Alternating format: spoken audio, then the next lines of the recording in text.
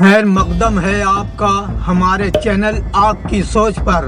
मैं हूं मोहम्मद इकबाल। कभी सोचा है एक ऐसा फैसला जो एक ही रात में करोड़ों जेबों को खाली कर गया और अरबों ख्वाबों को अधूरा छोड़ गया। एक ऐसा ऐलान जिसने शादियों के मौसम को सन्नाटा, कारोबारों को बर्बाद और बाजारों को वीरान कर दिया। रात के ठीक 8 बजे टीवी स्क्रीन पर अचानक एक चेहरा नमूदार होता है और सिर्फ चंद जुमलों में भारत की नोटबंदी यानी डीमोनेटाइजेशन का ऐलान कर दिया जाता है।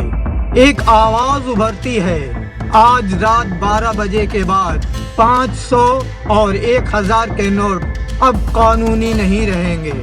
ये अल्फाज थे नरेंद्र मोदी के और ये लम्हा तारीख बन गया। मगर ये तारीख फतेह की नहीं, खौफ की तारीख थी। 8 नवंबर 2016 रात के 8:15 पूरा मुल्क जैसे लरज उठा। बैंकों के बाहर लंबी कतारें, एटीएम के आगे मायूस चेहरे और घरों में बंद हुआ खवातीन जिन्होंने जिंदगी भर की जमा पूंजी नोटों में छुपा रखी थी, अब खौफजदा खड़ी थी। किसी की बेटी की शादी रुक गई, किसी का इलाज अधूरा रह गया और किसी के बाप ने शर्म और बेबसी के मारे अपनी जान ले ली। ये नोटबंदी सिर्फ नोटों का खात्मा नहीं थी, ये एतमाद का कत्ल थी। मोदी हुकूमत ने दावा किया ये काला धन खत्म करने का सबसे बड़ा फैसला है। मगर सवाल ये है, क्या वाकई काला धन खत्म हुआ? एदादो शुमार चीख चीख कर कहते हैं कि तकरीबन 99% पुराने नोट वापस बैंकों में जमा हो गए। तो फिर काला धन कहाँ गया? किसने कितना छुपाया और कौन था जिसने इतनी आसानी से अपना काला सफेद कर लिया?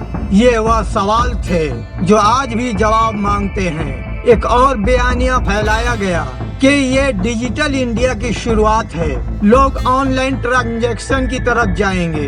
लेकिन सवाल ये है, एक मजदूर, एक किसान, एक बुजुर्ग औरत डिजिटल इनकलाब को आखिर कैसे समझेगी जब गांव के बाजारों में इंटरनेट ही नहीं तो यूपीआई वहां किस काम का?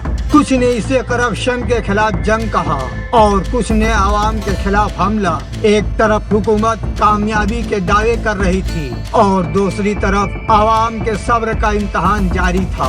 भोपाल, लखनऊ, दिल्ली, पटना, कोलकाता, हर शहर में एक ही जुमला सुनाई देता था, पैसे हैं मगर नोट नहीं चलते।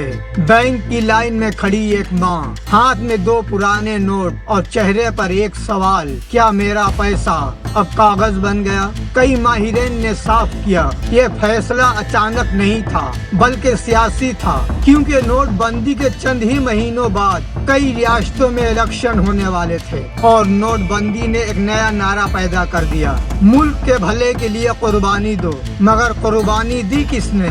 गरीब ने या वह अमीर जिसके पास नोट बदलने के हजारों रास्ते थे? रिपोर्ट्स के मुताबिक छोटे कारोबार तबाह हो गए, लाखों मजदूर बेरोजगार हो गए और मुल्क की जीडीपी जमीन पर आ गई। ये फैसला माशी कम और नफ्सियाती झटका ज्यादा था जिसने हुकूमत पर से अवाम का भरोसा हिला कर रख दिया। वक्त गुजरता गया, मामलात मामूल पर वापस आए, नए नोट आए, रंग बदला, साइज बदला, मगर जिंदगी के मुश्किलात वही रहे। और आज 10 साल बाद भी सवाल जिंदा है, क्या नोटबंदी ने मुल्क को बदला या सिर्फ नोटों का रंग? माहिरीन कहते हैं नोटबंदी ने काला धन नहीं जलाया बल्कि अवाम का भरोसा जला दिया। और जब किसी कौम का भरोसा मर जाए तो वहाँ नोट नहीं, मईशत मिटती है। शायद इस फैसले का असल मकसद कुछ और था, एक सियासी तासीर, एक बड़ा नारा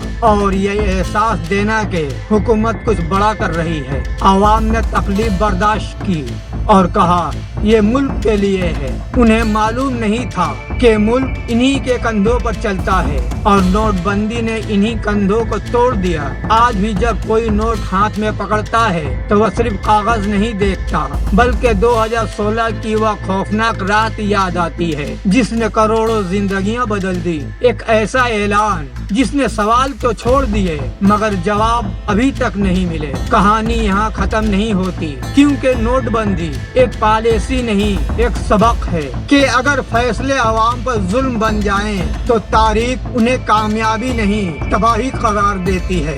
ये थी कहानी नोटबंदी की, एक ऐसी रात की जिसने भारत की मईशत को हमेशा के लिए बदल दिया और शायद आवाम को भी। मैं हूँ मोहम्मद इकबाल, आप देख रहे थे आपकी सोच। अगर सोचने की आदत बाकी है तो एक सवाल जरूर पूछिएगा, क्या वाकई वह फैसला भारत के लिए बेहतर था? दोस्तों, अगर मेरा काम आपको पसंद आ रहा है तो हमें सपोर्ट करने के लिए चैनल को सब्सक्राइब करें, वीडियो को लाइक व शेयर करें। खुश रहें।